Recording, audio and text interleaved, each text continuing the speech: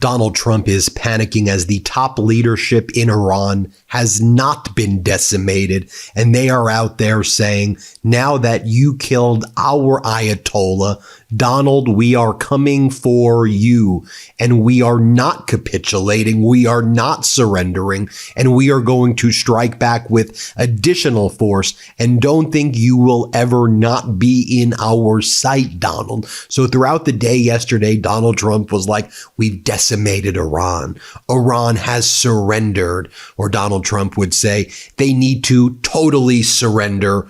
But he also said they have surrendered. And then he was asked, well, what do you mean by that? He goes, they need to cry uncle. If they cry uncle, then they will fully surrender. Like, what in the world are you talking about? So the president of Iran put out a statement that basically said, look, if you are a nation in the Middle East and you stop allowing the U.S. to use your air bases, we will stop attacking you with the Shahi drones and ballistic missiles. It is not our intention or our desire to strike around the Middle East. And then they also apologized to nations, which they were specifically seemed to be talking about Turkey and Azerbaijan, and saying, we apologize for striking you. But if you strike us, or if you allow the U.S. To use your bases, we're going to come after you, basically. And then the president of Iran also said, and let's be clear, we reject even the thought of a surrender to the United States, to which Donald Trump's like, aha,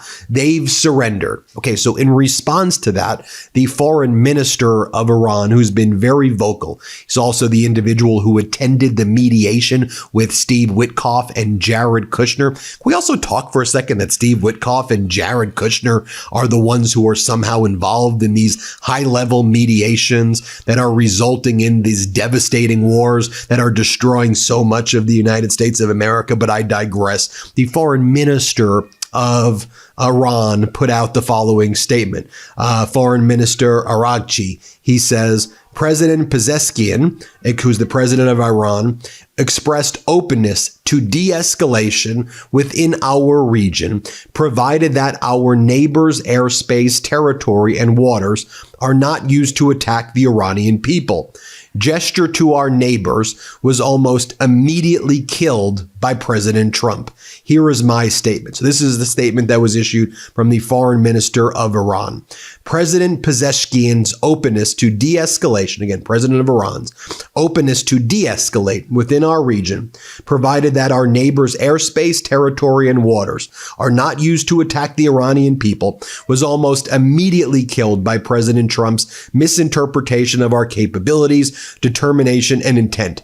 If Mr. Trump seeks escalation, it is precisely what our powerful armed forces have long been prepared for and what he will get. Responsibility for any intensification of Iran's exercise of self-defense will lie squarely with the U.S. administration. Mr. Trump's week-long misadventure has already cost the U.S. military $100 billion, in addition to the lives of young soldiers. When markets reopen, that cost will balloon and directly be transferred to ordinary Americans at pumping stations. Mr. Trump's own National Intelligence Council, representing input from the 18 intelligence agencies of the U.S., determined that war in Iran is destined to fail. I also warned Mr. Trump's envoys that war will not improve the bargaining position. Were these warnings conveyed, the American people voted to end involvement in costly quagmires in the Middle East. Instead, they ended up with an administration that Netanyahu, after decades of failed attempts, finally managed to dupe into fighting Israel's wars. This is a war of choice pursued by a small cabal of Israel firsters, and Israel first always means America last. Now, I'm reading that to you just so you see what they're putting out in Iran, because you're probably not hearing that from American media. Is that Iranian propaganda? Is that Iranian spin on things? Absolutely. View it for what it is, but also view it for the fact that these people are not surrendering. They are not saying, oh, Donald, we're scared. You are making us very nervous, right? You have the Trump regime full of liars, the Netanyahu regime full of liars, and then you have the Iranian regime also full of liars. Brutal regimes, responsible for lots of death and destruction, and they always kind of put out these lies, so it's hard to find the truth. But America, once upon the time, was a nation, flawed as it was, that led the international community through difficult issues. At this point, the United States has not just ceded the moral high ground, the United States has completely, to use a word from the Trump regime, decimated it. I'm going to show you in a moment also what the national security leader Ali Larijani just said in a interview. But first, one more post I want to share with you from Iranian Foreign Minister Aragchi. He says, the U.S. committed a blatant and desperate crime by attacking a freshwater desalination plant on the Keshem Island. Water supply in 30 villages has been impacted. Attacking Iran's infrastructure is a dangerous move with grave consequences. The U.S. set this precedent, not Iran. So what went down yesterday after Iran was speaking to other Middle East nations saying, all right, let's de-escalate as it relates to you if you stop allowing the United States to use your countries to attack Iran. Then the Trump regime ratcheted up their invasion of Iran and started targeting oil facilities and key and critical infrastructure within Iran that the people depend on in order for them to live. For example, the United States and Israel began striking major Tehran oil refineries that supplied more than 50% of Iran's energy in a major escalation. And you look at some of these videos from the oil depots that were blown up by the U.S. and Israel yesterday, it is straight out of Armageddon. It is straight out of the most dystopian of nightmarish visions of what a hellish future, a hellscape could look like. But here it is right now. I mean, look at Tehran's Shahran oil depot, completely consumed by massive blazes. And then it almost created like a river path because the oil was, spilling out, and then across the streets, they were engulfed in flames right now. I mean, you see the spill of oil meeting the sewage system, creating a burning, flowing river in Iran as a result of what the United States has done after Iran tried to at least de-escalate with some of its immediate neighbors in the Middle East, not with the United States, but with some of its neighbors in the Middle East. And all this is doing, and I think this is an important point to also put aside the United States propaganda for a moment.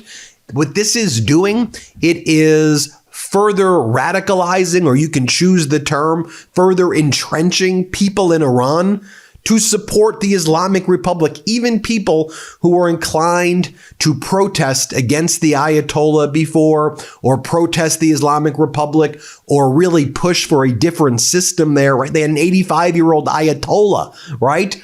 Now the people in the Islamic Republic are kind of rallying behind the country for all different reasons against Trump and Netanyahu. Trump has actually created some unprecedented unity in Iran right now. So this idea that he is causing the Iranian people to somehow be, wanting to overthrow the Islamic Republic, quite the opposite. I mean, when the Trump regime blew up the school in Manab and killed 150 children, and they did, it happened. It is almost an undisputed fact at this point, based on all of the satellite imagery, frankly, what our intelligence community is even briefing Congress on, that elementary school in Manab was hit by the United States. When they hit the desalination depots and factories, when they go after the energy infrastructure and the grid, they are hardening the resolve of Iranian people against the United States. It's counterproductive as well. So now the threats against Donald Trump's life as well. The Iranian national security leader, this guy Larijani, who I've been covering before, Ali Larijani, he goes, we're not going to let Donald Trump off the hook.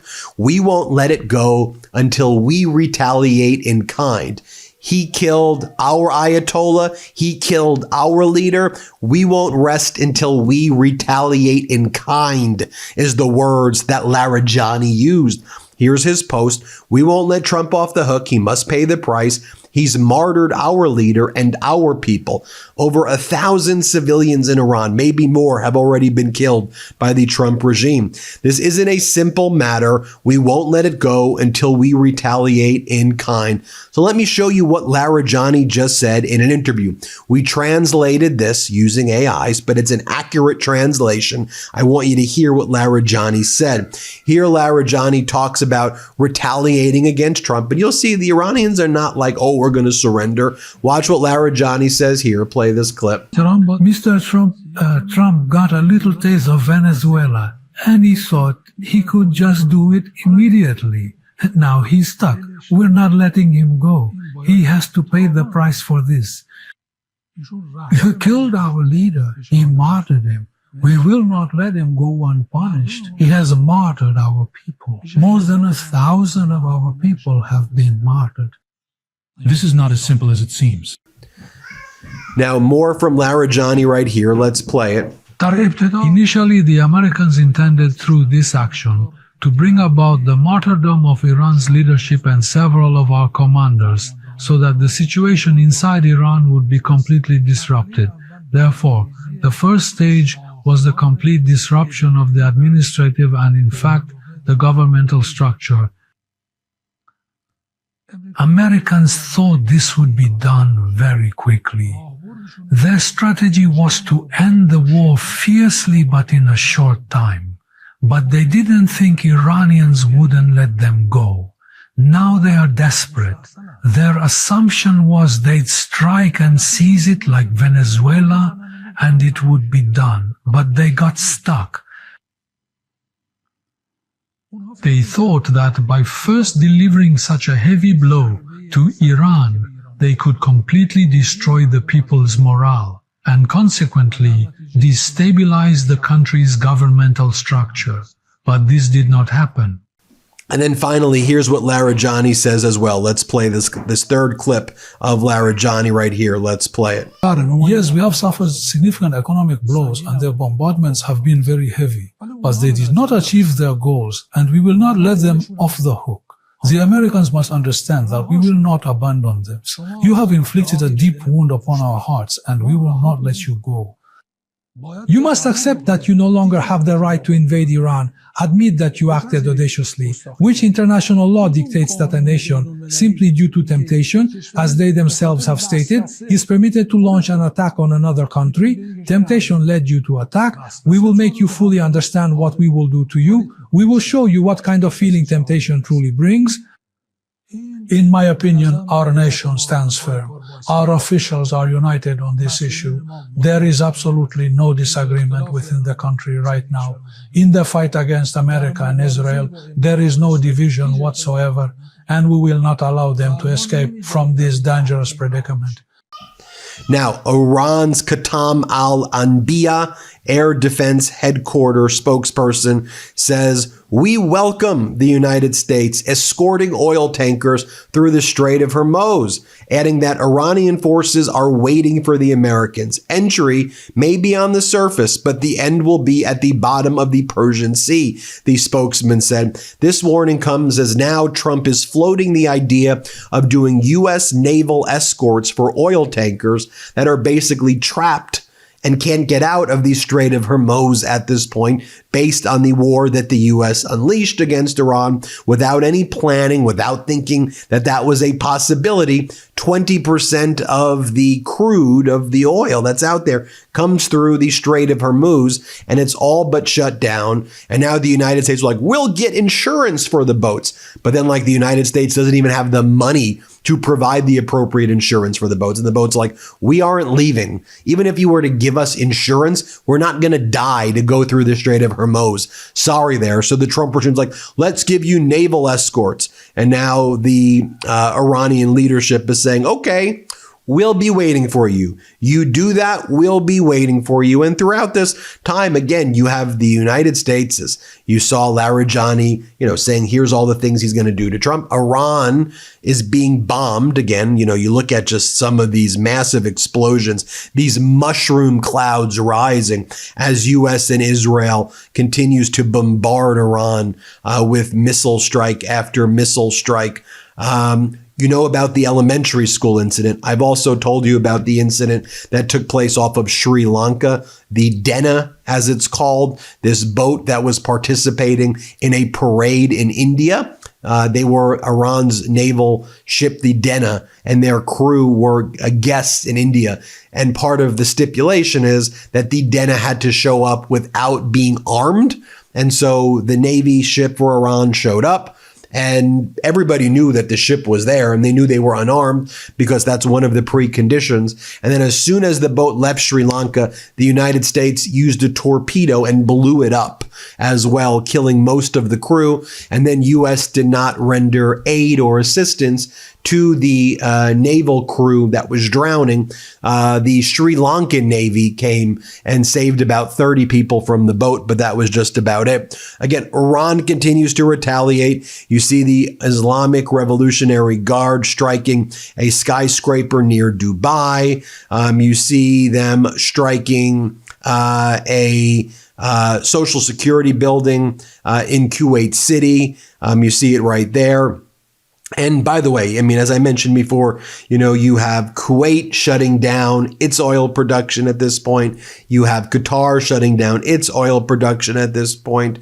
And then His Highness, the Emir of Qatar, had a meeting with Donald Trump yesterday because they're flipping out in Qatar because, Qatar, its main city, Doha, they have to advertise to the world that they're a safe place for investment. They're a good place for tourism. They've done everything they can to try to present Doha as a place of modernization and safety, right? Same thing in the United Arab Emirates, in Abu Dhabi and in Dubai, same thing. Now that these areas are being so frequently struck and hit by Iran, the veneer of safety is absolutely shattered. So Donald Trump really screwed over all of these individuals who sought to bribe him, right? All the quid pro quo deals, all the money they threw at Donald Trump personally. And just like his investors in the casinos and his note holders and the people who did business with him his entire life, Trump screwed you over. He screwed you over, bankrupted his thing, bankrupting you. That's what Donald Trump does. And so, the Emir of the State of Qatar said the escalation currently being witnessed in the region will have serious repercussions on international security and peace, and the crisis must be contained while intensifying diplomatic efforts. You want to take a look at what's going on in the Iraqi parliament right now. They're doing death to America chants inside the Iraqi parliament. And this is what's going on throughout the Middle East at this point. The United States has now set off all of these sectarian issues that were being held, that were under control, but being held together by just a tiny thread the Trump regime just destroyed. And now you have Shiite, Sunni, Kurdish, all these different groups right now at each other's throats again in the Middle East. Here's what was going on in the Iraqi parliament. Let me show you what was going down. Here, play this clip. أكبر أمريكا الشيطان الأكبر الموت لأمريكا الموت لإسرائيل. As I mentioned, 2 fuel depots at the Kuwaiti International Airport came under drone attack, causing massive fires in them. You had the Kuwait Petroleum Corporation announcing that in light of ongoing aggression by Iran against Kuwait, that ships through the Strait of Hormuz, that KPC has implemented big precautionary reductions. Kuwait, OPEC's 5th biggest producer, says it has reduced oil and refinery output as it's unable to export due to the closure of the Strait of Hormuz at this point. Also, so one of the things that the Trump regime did in their panic but also in their desire to help Vladimir Putin, is they removed their sanctions against Putin, allowing Putin to dump Russian oil into the markets, specifically India buying Russian oil. And the price of oil is so expensive right now that this is a massive, massive win for Russia. They're going to take that money that Russia's getting in order to buy weapons to further attack Ukraine at a time when the United States is asking Ukraine and Zelensky for help in shooting down the Shahed drones and ballistic missiles. But here's the thing. Donald Trump allowing Russia to dump its oil and helping enrich Putin, the price of crude is still going up significantly.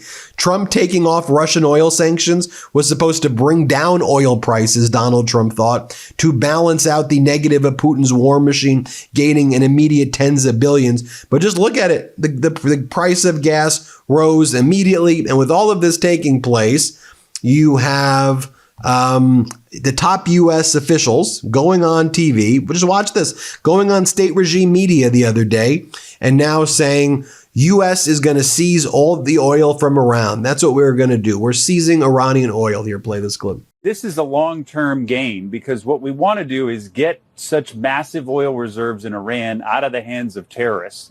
And so what we're going to experience here in the short term is highly outweighed of the long-term benefit, because ultimately we're not going to have to worry about these issues in the Strait of Hormuz because we're going to get all of the oil out of the hands of terrorists. There you have it, folks. Let me know what you think. A lot going on there. Hit subscribe. Let's get to 7 million. Thanks for watching. Thanks for watching. Be sure to add the MeidasTouch podcast on Apple Podcasts, Spotify, or wherever you get your podcasts for new updates every single day.